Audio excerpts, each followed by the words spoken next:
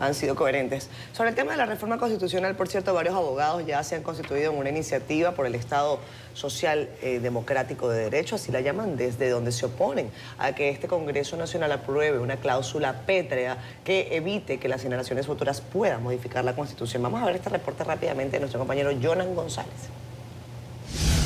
Se requiere para una modificación constitucional. ¿No? La iniciativa por el Estado Social Democrático de Derecho entiende que las futuras generaciones deben tener el derecho de modificar la Constitución en función de su propia realidad, por lo que no respalda la inclusión de una cláusula pétrea en la Carta Magna. Nuestras futuras generaciones, en función de su propia realidad, tienen y deben tener el derecho de autodeterminarse y establecer sus propias reglas de elección acordes con el contexto social de su momento. Además, la organización observa que la reducción de la matrícula de los diputados no debe hacerse en detrimento de la voluntad popular o los principios democráticos. Encontramos que por cada diputado por lista o acumulación hay 36 diputados electos por voto directo. Sin embargo, en la propuesta que hoy se debate, esta relación varía drásticamente, estableciendo que por cada diputado por acumulación habrán 6 diputados por voto directo. Y esta proporción realmente nos preocupa. Los 18 juristas que se agrupan en la iniciativa se muestran de acuerdo con los nuevos requisitos para elegir al Procurador General de la República y su exclusión del Consejo Nacional de la Magistratura. Además, respaldan la unificación de las elecciones bajo el entendido de que la sociedad se percibe abrumada por las constantes pugnas políticas. Las opiniones fueron vertidas en el marco del lanzamiento del espacio de diálogo y reflexión apolítico denominado Iniciativa por el Estado Social Democrático de Derecho. Jonan González, CDN. Bueno, sobre el asunto de la reforma constitucional, yo tengo, compañeros, mi apreciación. A lo mejor no es desde el punto de vista discriminado, porque no hay tiempo ahora para yo decir qué pienso de esto, de aquello. Pero lo que yo honestamente creo es que el Poder Ejecutivo tiene dos intenciones con el tema de la reforma constitucional. Uno, el tema de que el presidente no pueda reelegirse. Honestamente, yo creo que el presidente va a mantener su palabra en ese sentido. Y aparte, el tema del Ministerio Público. Las otras dos modificaciones o los otros dos objetivos, yo creo que son parte de: yo vendo a 300 y te lo dejo a 150.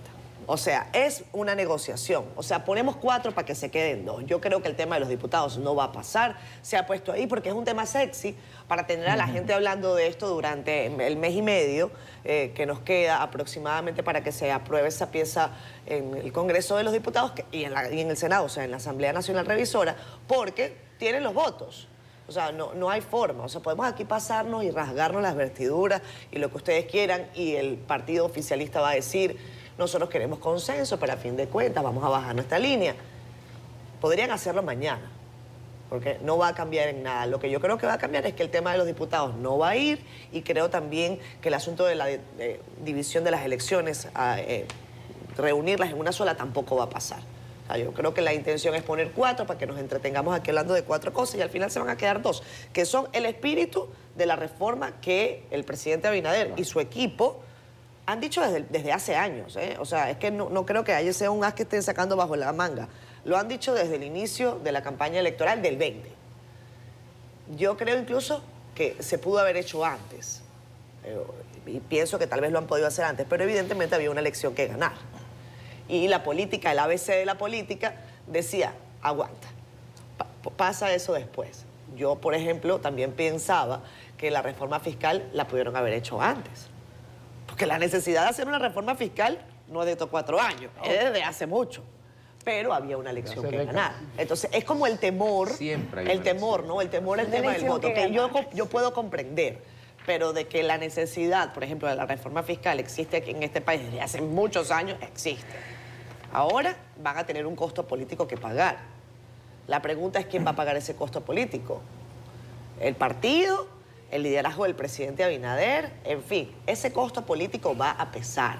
Y va a pesar en las urnas en el 28. ¿Cómo lo van a maniobrar y qué va a hacer la oposición para, en todo caso, ganar terreno frente a cambios que van a golpear a la gente en otro sentido? Eso me refiero a la reforma fiscal. Bueno, de eso habrá que ver la acción gubernamental opositora. Por ahora, yo veo un PLD bastante dormido. veo una fuerza del pueblo bastante activa, incluso más activa que antes, porque las respuestas del expresidente Fernández a minutos de que concluyan discursos del presidente Abinader, eso no se veía. O sea, no está ese gap de tiempo que se daba el expresidente Fernández para responder con mesura, con tranquilidad. ¿No? Ahora responde de una vez. Tiene un tuit y después entonces horas después hace un discurso. Y si se le acusa sobre algo, esa misma noche responde. Entonces yo creo que hay un cambio allí que puede dimensionar lo que vamos a ver de aquí al 28 con los ingredientes de todas las reformas que está proponiendo el Poder Ejecutivo, que nadie más le está diciendo al Poder Ejecutivo que las haga, que son ellos los que han decidido llevar adelante ese camino, para bien o para mal.